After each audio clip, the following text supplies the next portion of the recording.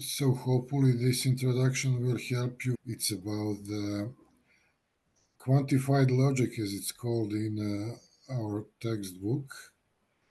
And in the Calgary textbook, it's called first order logic. Yes, maybe the most common name is predicate logic. But you will also see the other two. I guess they didn't want to call it quantified logic because it's the quantifiers that we will use are limited. But we will talk about that later. Now I will share my PowerPoint presentations. Just for the moment, I will remind you what we did last time. You should now see basic logical notions from chapter 1. Please tell me if it's right. Do you see a definition of validity, tautology, contradiction, and so on? Yes, we do. Thanks.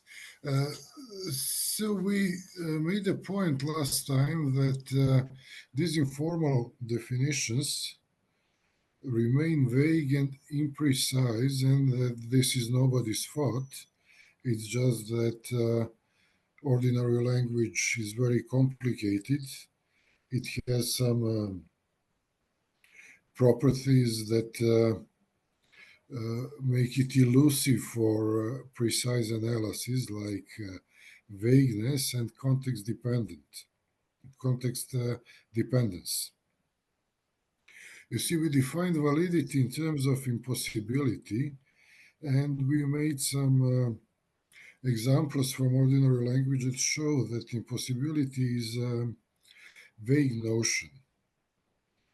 We tried to find some other notion like necessity, like expressions, it cannot be that, or it must be that.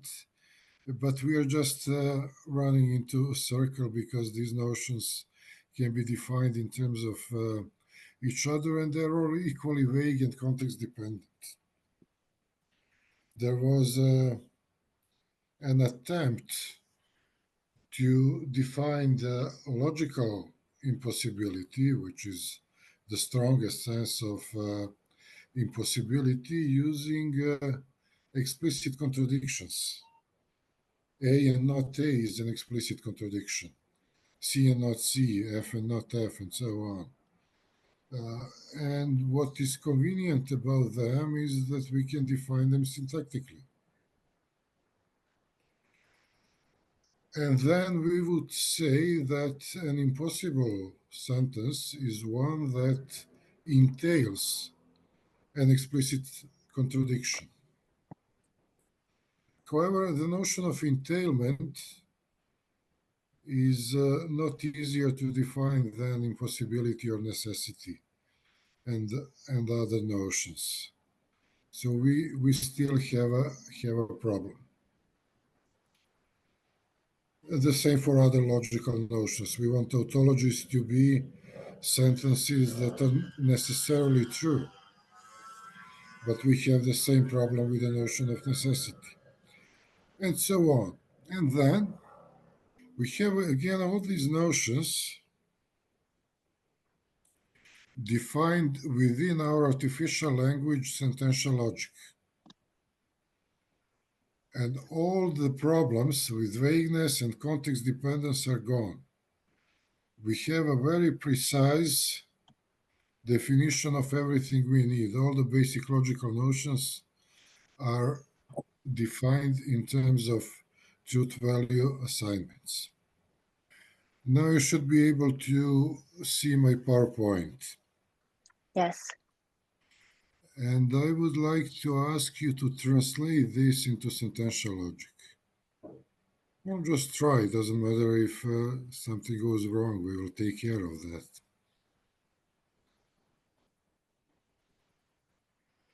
Here we have another sentence, which is of a similar structure. If A is larger than B, and B is larger than C, then A is larger than C. And we are familiar with such relations from algebra. Let me show you my translation. I choose an A. It doesn't matter which letters we choose. A for Mongolia is larger than Yemen. B for Yemen is larger than Cuba. And C for Mongolia is larger than Cuba. Can you see the implication A and B imply C?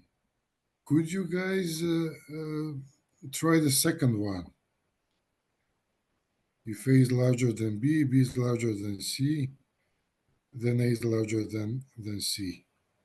Would it be any different? Wouldn't it be the same kind of formula? Because I think you would use A and B and then the if-then symbol with C. Exactly. So it would be the same. Now this time A would stand for A is larger than B instead of Mongolia, Yemen. Okay. Another thing we could do is to translate these sentences as an argument. So there is a vagueness in ordinary language, if then, is often used for both conditionals and arguments. And it's difficult to distinguish them syntactically in ordinary language. So somebody might translate this as an argument. And here on the right, you see the structure of that argument. A, B are the premises, C is the conclusion. And now the crucial question for you is this argument valid? Or, which amounts to the same thing, is the conditional a tautology? A, B, and C are atomic formulae, which means that they're independent. There's nothing that stops us to make a truth value assignment that makes A and B true and C false. So this truth value assignment is possible. Therefore, the argument is not valid. And the conditional is not a tautology because A and B could be true. Therefore, their conjunction would be true. And C could be false. So we have a conditional with a true antecedent and a false consequent, which makes it false. So it can be false. There is a truth value assignment that makes it false. And there is another truth value assignment that makes it true. If we put a T for every atomic letter, then the whole conditional will be true. So the conditional A and B implies C is contingent, and the argument with the premises A and B and the conclusion C is invalid. Do we agree about that? Would you please translate these two sentences? Every object is identical to itself. I hope it shows on your screens. Okay, let me do it. All I can do is choose a letter and translate each of these as an atomic sentence. An atomic sentence, by definition, is contingent. It can be true or false.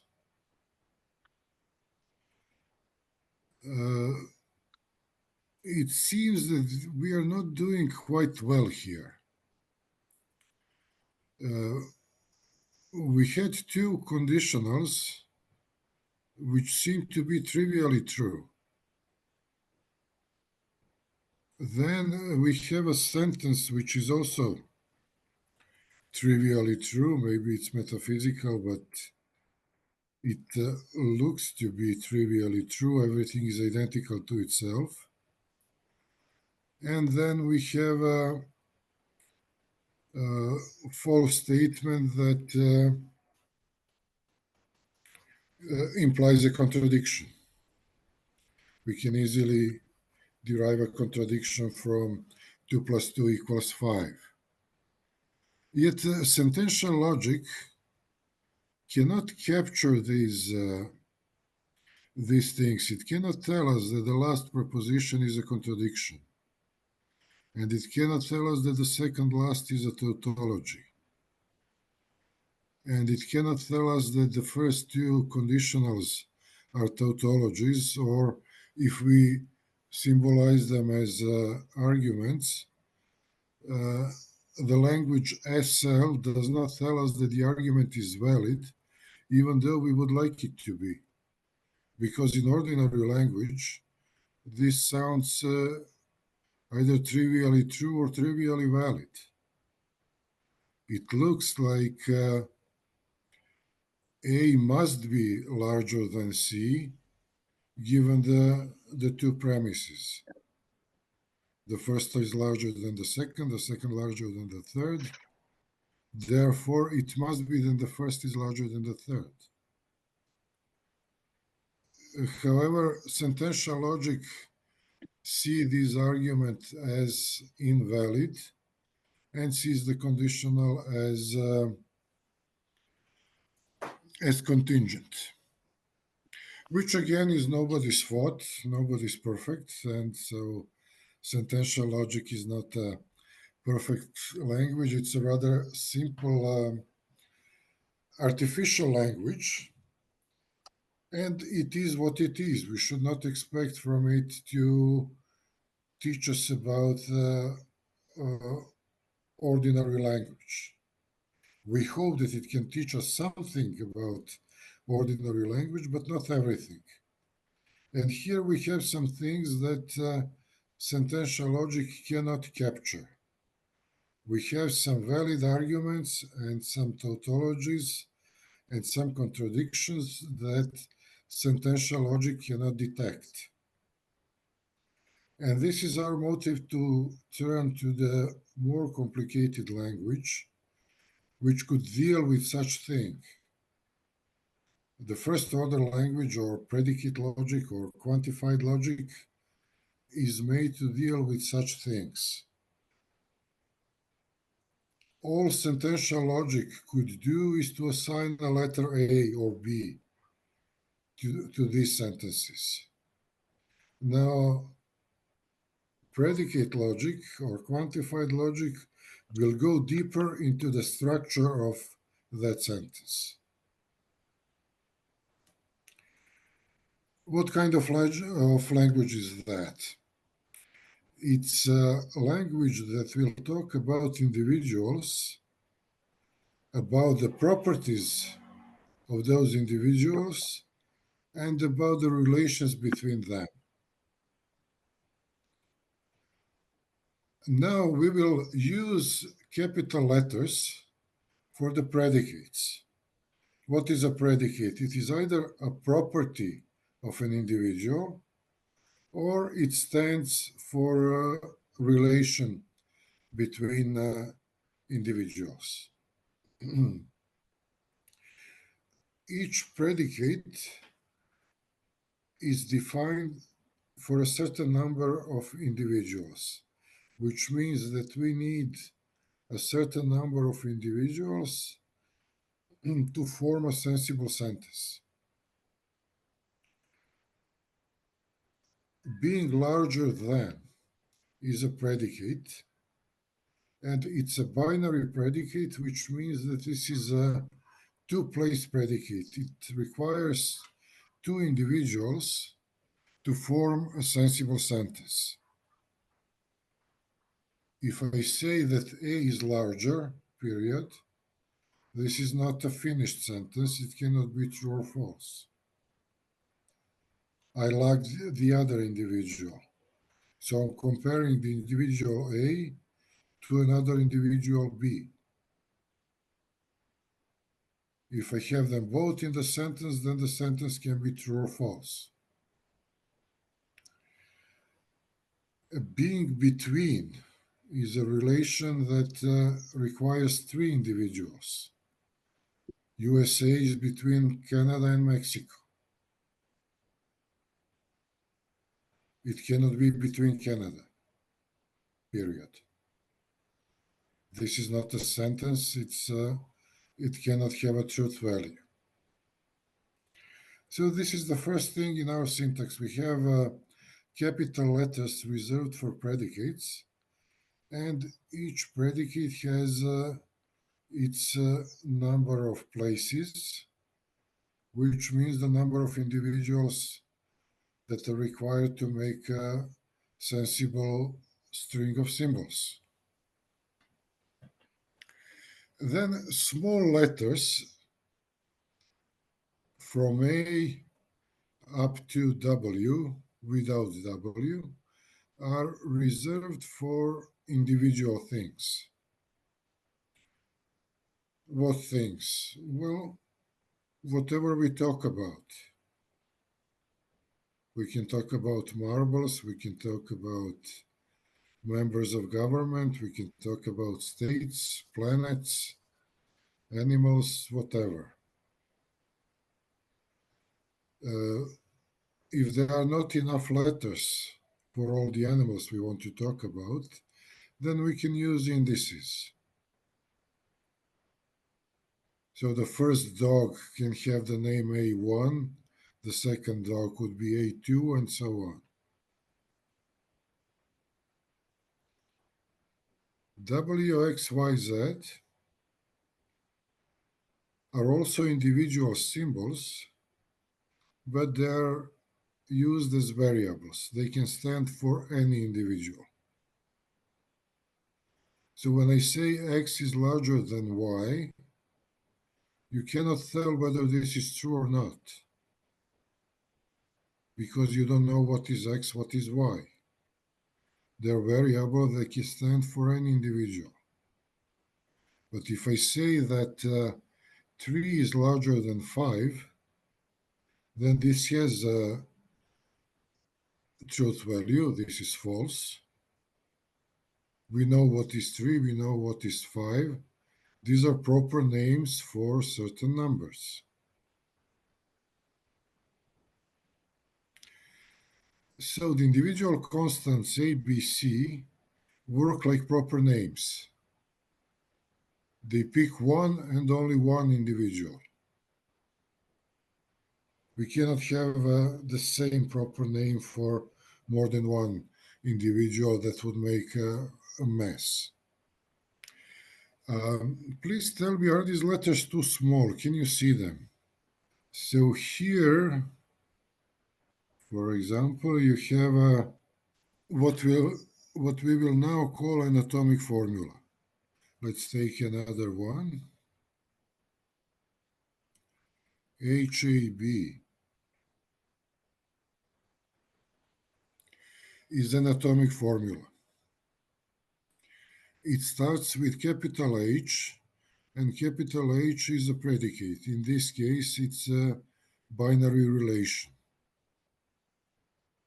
It requires two things to make a sentence.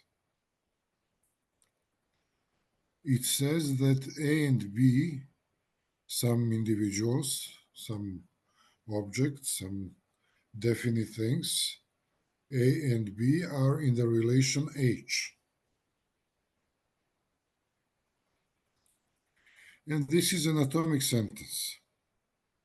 In sentential logic, we had capital letters signifying atomic formula.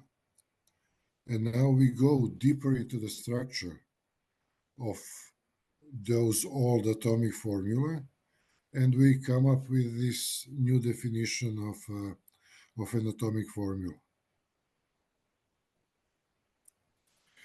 I will not give you a strict definition today. You can find it in the book and we can discuss it later.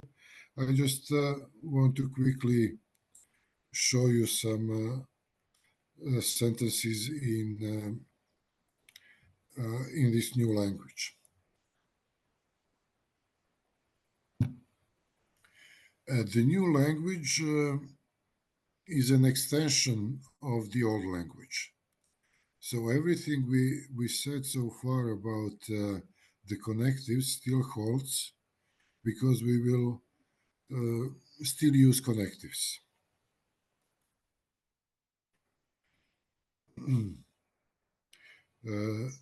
Here you can see a formula where the main connective is a negation. We have a negation and everything else is inside the brackets.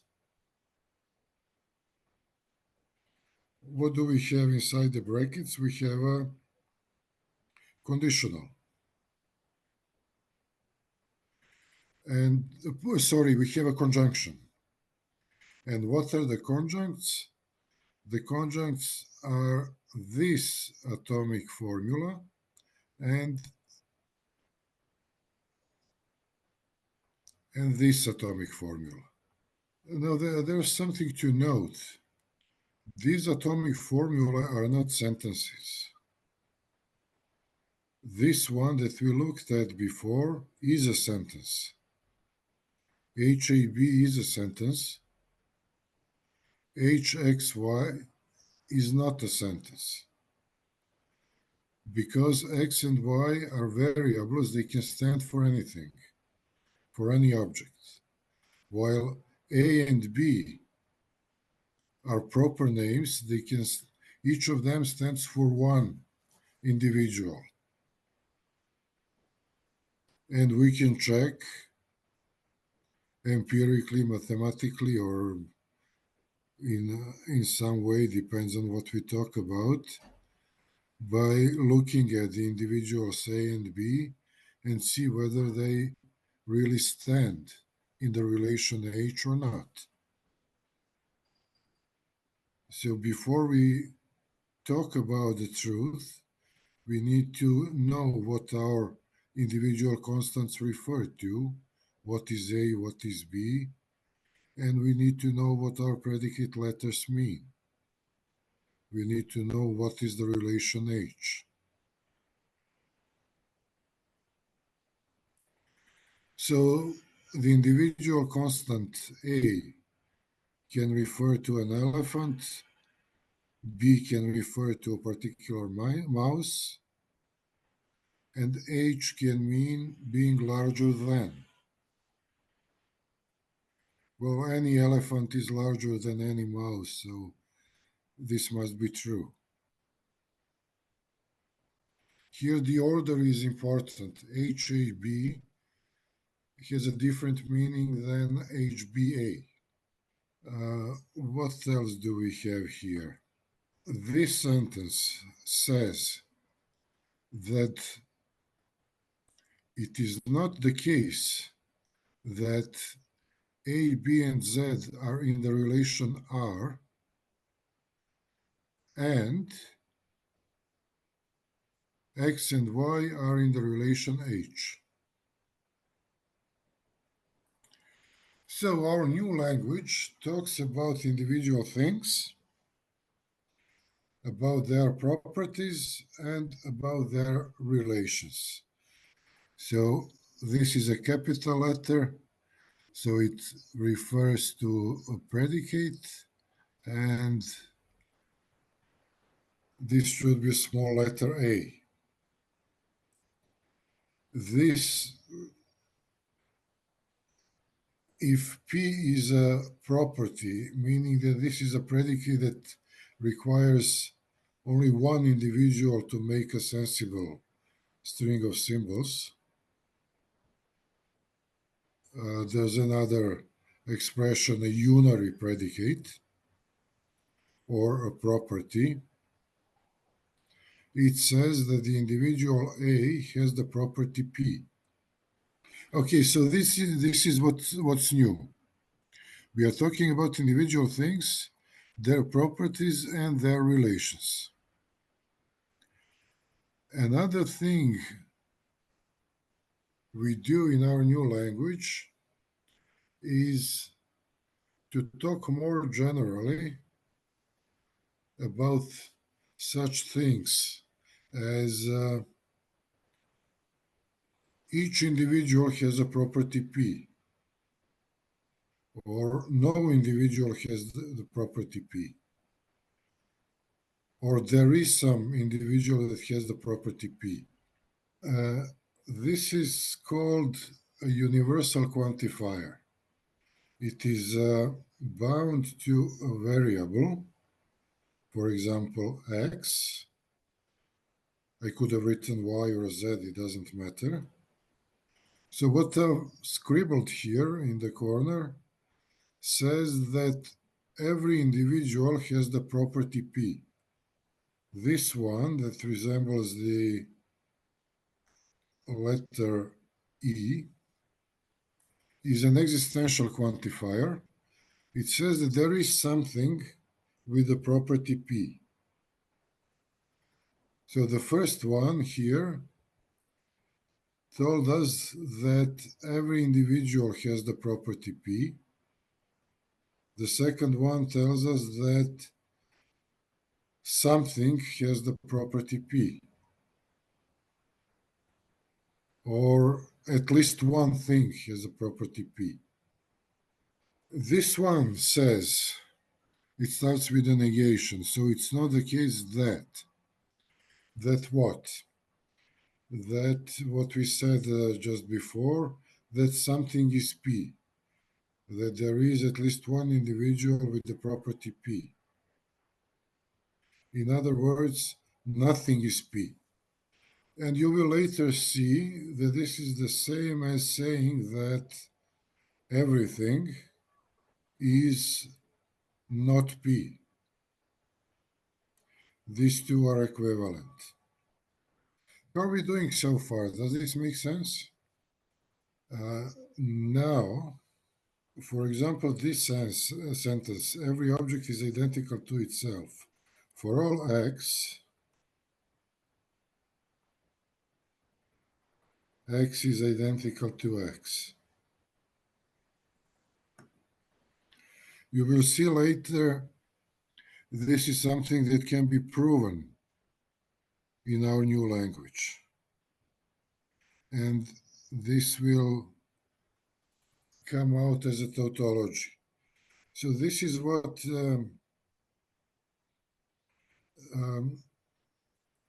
sentential logic could not do for us. We have here a sentence that is a tautology, and the language sentential logic was not able to detect that.